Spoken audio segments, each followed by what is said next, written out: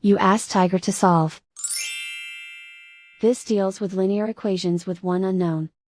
The final result is y equals -10/7. Let's solve it step by step. Simplify the expression.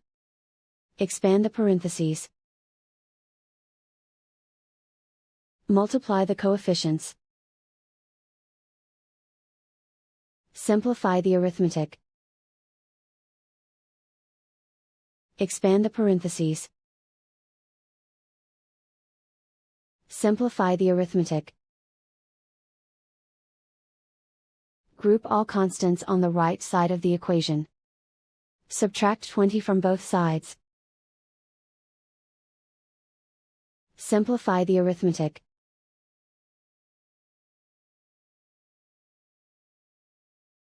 Isolate the y. Divide both sides by 14. Simplify the fraction. Find the greatest common factor of the numerator and denominator. Factor out and cancel the greatest common factor. And so the final result is y equals -10/7.